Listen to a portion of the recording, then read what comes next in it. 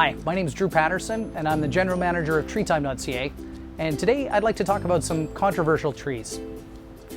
In my industry, the tree industry, the seedling industry, there are a number of trees that customers shake their finger at me at trade shows. Things like Caragana. They say, oh my gosh, Caragana took over my grandma's farm and she'd passed for 10 years and then we were trying to get it all right, but it took over the entire farm. It took so much effort to get rid of the Caragana. Well, I have to tell you that we preach a policy of the right tree in the right place. Caragana is a tool, especially for drier areas, to get the establishment of a shelter belt. Without Caragana, establishing a shelter belt can be very difficult. It allows the snow to be caught and to add moisture and to add some leaf litter for a next row to get established. In parts of the southern prairies, there is no chance of a shelter belt getting established without Caragana. And it's a tool. In some of the driest areas of the province, there's nothing that will really survive very well aside from some dry-loving species and Caragana. So Caragana is controversial, and we don't suggest that you plant it everywhere. It is a tool. As stewards of the land, we all have a responsibility to make sure that we're putting the right plant in the right place. No landowner wants to have a really expensive problem on their hand. So know what you're dealing with. Know that Caragana is a tool, should not be planted everywhere indiscriminately, is probably best planted in specific spots that are needed. Another controversial plant is the Siberian elm. It is a heavy cedar. It only lives to being about 20 years of age. We used to sell it and hope that mostly northern climate customers would be purchasing it. Since that period of time, we've discovered that it's actually being purchased throughout Western Canada, and we've stopped selling it on the regular. We do not sell it unless there's a blank in our crop of American elm. We try not to sell it at all. It really should only be used for areas where it's quite cold and there aren't a lot of other options. It is just too prolific of a cedar, and the seed gets everywhere and it's invasive as a result. It will follow entire watersheds down. It will take over gutter systems where water goes and it carries the seed. It is a short-lived species and nowhere near as attractive as American elm. American elm can last for 100 to 120 years quite easily, gets quite a bit taller. Siberian elm tends to last about 20 years before it's in heavy decline and needs to be removed. They are not comparable. They are not apples to apples. You need to probably steer clear of Siberian elm. That's one of the few that we've taken a bigger stand and said, there's better alternatives, just choose them.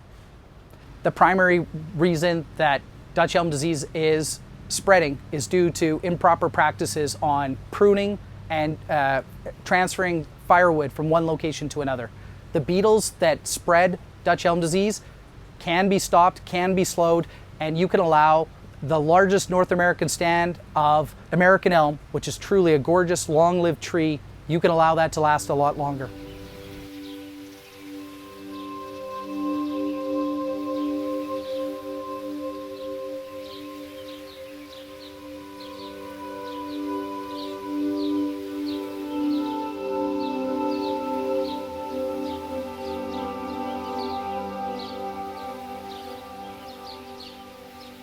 Another one is our Peking Katoni Aster. Peking Katoni Aster is a very useful hedge species within urban areas of northern North America, the prairie provinces.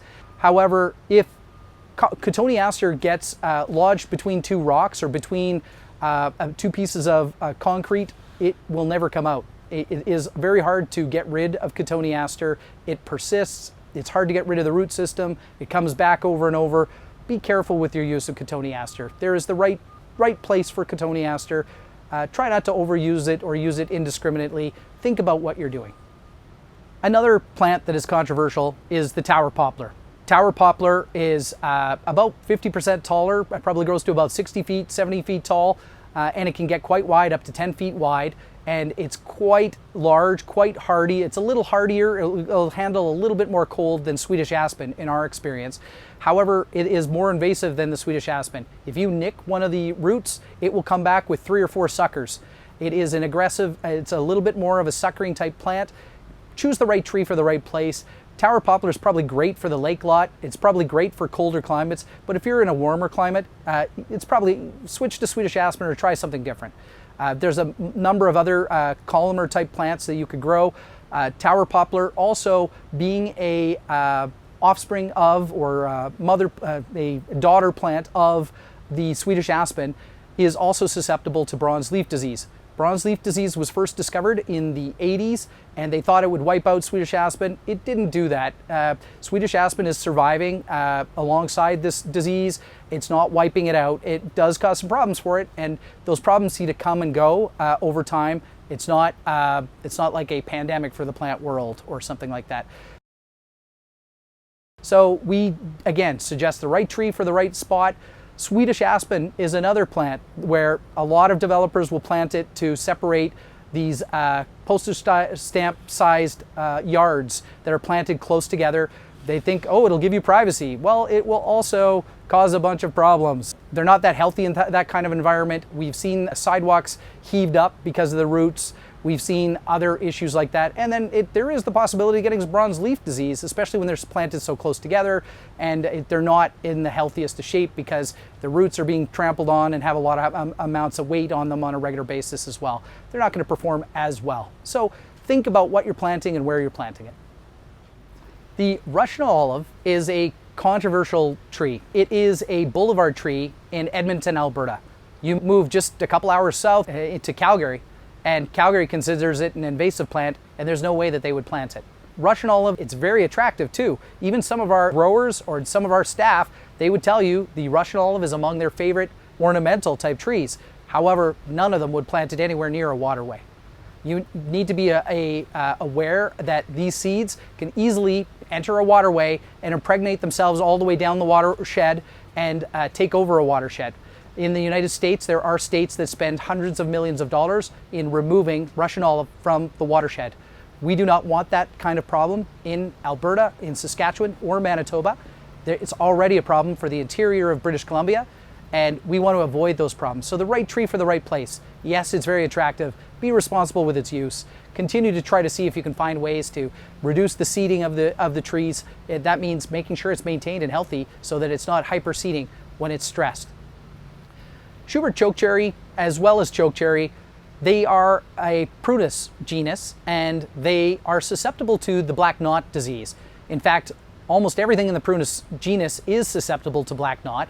Black knot exists naturally from coast to coast. It's not going away. Some places get some wet years and the black knot spreads quite prolifically. If you are regularly maintaining your plants and the city's maintaining their plants, it is less likely to have a bad spread. But it does exist in forests just outside the city or in other areas that are unreachable and unmaintained by humanity. Black knot is treatable. It is something that you can live with. It might be a little bit more work, but it is likely worth it if you wanted to plant those specific varieties.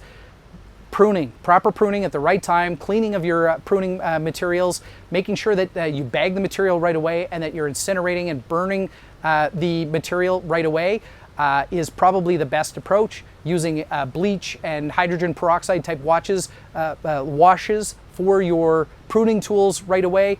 Very important to make sure that the spread is not continuing on. And be a good neighbor. You know, you don't want to be the neighbor that ruins it for everyone else. Sea buckthorn is a very interesting and useful species on the prairies. In a lot of drier areas or areas with higher salts or higher alkalinity, sea buckthorn will survive, and not just survive, it'll thrive. Sea buckthorn is a very useful species for this reason. It's also got very tasty and healthful fruit.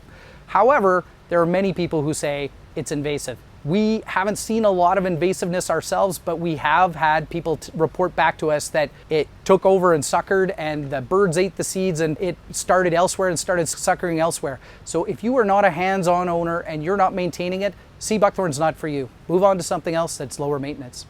The other thing with sea buckthorn is to know that it is not the common buckthorn. Common buckthorn is an invasive species, and if you see it, you need to either eradicate it or report it to the authorities so it can be eradicated as soon as possible. It can cause a lot of destruction, and it is making inroads on the prairies. Green ash, one of my favorite trees, is also the most planted tree in the city of Edmonton and other major centers. About 30 to 40% of the trees planted as boulevard trees in the city of Edmonton are green ash. That's not a mistake. That happened on purpose because it's got a great canopy. It is the last to leaf out. It is the first to lose its leaves in the fall, but it's also a very attractive tree, and yet knocking on the door is another potential predator that wiped out green ash production and green ash stands in eastern Canada. The emerald ash borer. It's knocking on our doorstep. It's been spotted in southern Manitoba, and there are major and valid concerns that green ash is making its way to the prairies and that it will interrupt and possibly end an era of some really great looking trees. Please do everything you can to reduce that likelihood. Diversity, it's part of the reason we plant shelter belts. It's definitely the reason that we on the prairies want to increase our quality of life, and we do that with diversity. We want more varieties. We don't want it to just be vanilla. We want a multicolored world. And the way to do that is to preserve the species we have available and make sure that they don't become a problem. You're a part of the solution. You need to find the right way to plant the right tree in the right space and to be a good neighbor.